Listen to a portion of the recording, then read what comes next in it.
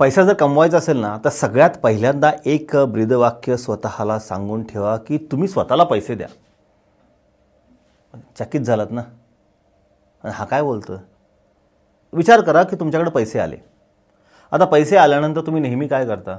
आल्यानंतर EMI जातात, किराणमालाच्या गोष्टी जातात, मोबाईल फोनची बिलं दिली जातात, सबस्क्रिप्शन दिले जातात, किंवा आपल्याला आपल्या आयुष्यामध्ये ज्या काही गरजेच्या गोष्टी आहेत त्या गरजेच्या गोष्टी आपण पहिल्यांदा त्याला प्राधान्य देतो. द्यायलाच पाहिजे, राईट. पण त्याला प्राधान्य दिल्यामुळे होतं काय की कालांतराने महिना संपायच्या आतच आपले पैसे संपून जातात. मग चालू होतो पुढच्या पगाराची वाट बघणे. आणि किंवा धंदे मित्र तुम्ही जर व्यावसायिक असाल तर पुढच्या पैशाची वाट बघणे. आता ही जी संकल्पना आहे ना, या संकल्पनेमुळे होतं काय की आपण जेव्हा प्रत्येक वेळेस पुढच्या पैशाची वाट पाहत असतो ना, त्यावेळेस आपण आत्ता आपल्याला ज्या काही संधी येतात त्या संधी गमावत असतो. आणि याच्यामुळेच ना जे काही आर्थिक यश पाहिजे, आपल्याला नेक्स्ट लेवलला जायचं आहे, ह्या नेक्स्ट लेवलला आपल्याला जाता येतच नाही आहे. आणि याच्याबद्दलच आपण आत्ता बोलणार आहोत. आता जेव्हा आपण पैशाला स्वतःला द्या असं म्हणतो ना, पे युअरसेल्फ फर्स्ट कॉन्सेप्ट म्हणतो, म्हणजे काय हो की सगळ्यात सिंपल गोष्ट लक्षात घ्या की सपोज तुमचा पगार आला, पगार आल्यानंतर मग तुम्ही किंवा तुमच्या व्यवसायातले पैसे आले, हे पैसे आल्यानंतर तुम्ही स्वतःसाठी एक गोष्ट ठरवून ठेवा की या जगामध्ये ना सगळ्यात महत्त्वाचा प्राणी मी आहे, कारण मला पैसे मी पहिला दिले पाहिजेत. आता पगार तुम्हालाच मिळतो, पण त्याच्यातूनही तुम्ही 2%, 5%, 10% बाजूला कडून स्वतःला द्यायला विचार करा. आता स्वतःला द्यायला विचार करायचं म्हणजे काय की हे पैसे तुम्हाला आत्ता कुठल्याही गरजेसाठी खर्च करायचे नाहीत.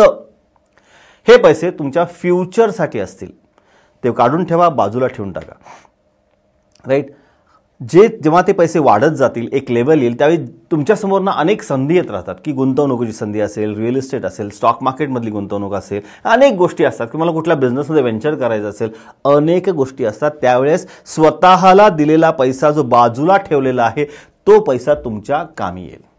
आता जर असं केलं नाही ना तर काय होतं की प्रत्येक वेळी संधी तुमच्या समोर येते, पण त्या संधीला एनकॅश करण्यासाठी माझ्याकडे पैसाच नसतो. मी पैसा जर गोळा करायला गेलो तर ताबडतोब पैसा मिळत नाही. कारण एक लक्षात ठेवा, पैसे बाजारातून किंवा बँकेकडून किंवा फायनान्शियल इन्स्टिट्यूशनकडनं वळवण्याच्या आधी ते तुमचं डिग्री सर्टिफिकेट विचारत नाहीत की तुमचं फायनान्शियल स्टेटमेंट हे विचारतात. आणि जर फायनान्शियल स्टेटमेंट स्ट्रॉंग करायचं असेल तर आत्तापासून तुम्ही स्वतःला पैसे द्यायला सुरुवात करा. म्हणजे काय की तुमची जी काय महिन्याची कमाई आहे त्याच्यातून थोडाफार पैसा बाजूला काढायला चालू करा. आता खूप सारे लोक म्हणतात सर पैसे उरतच नाहीत, करू काय? साधी गोष्ट ना मित्रांनो, 1-2-3 वर्षापूर्वी कोविड नावाची गोष्ट आली, ते लॉकडाऊन आला होता, त्यावेळी आपण सर्व्हाइव्ह झालो ना पैसे कमी असताना सुद्धा. तसंच विचार करा की आत्ता माझ्या आयुष्यामध्ये पैसे कमी आहेत, 10% पगार कमी आहे, 10% पगार मी बाजूला काढणार आहे. एकदा तुमचं फायनान्शियल स्टेटमेंट स्ट्रॉंग झालं की मग तुम्हाला कुठल्याही फायनान्शियल इन्स्टिट्यूशनकडनं पैसे मिळू शकतात किंवा तुमचे जे पैसे आहेत हे पैसे वापरून तुम्हाला नेक्स्ट लेवलला जाता येऊ शकतं.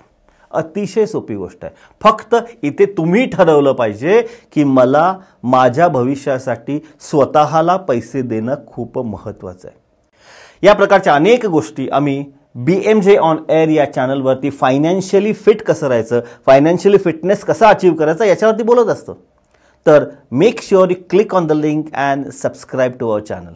नोटिफिकेशन बेल द्यायला विसरू नका मित्रांनो, कारण प्रत्येक वेळेस आम्ही नवीन एपिसोड टाकला की तुमच्यापर्यंत पोचण्यास आम्हाला मदत होईल. आणि जर हा एपिसोड आवडला असेल तर लाईक करा, सबस्क्राईब करा आणि शेअर करायला विसरू नका. कदाचित कोणाच्या तरी एका व्यक्तीला याचा उपयोग होऊ शकतो. Thank you so much. भेटूया आपण पुढच्या एपिसोडमध्ये. Bye bye.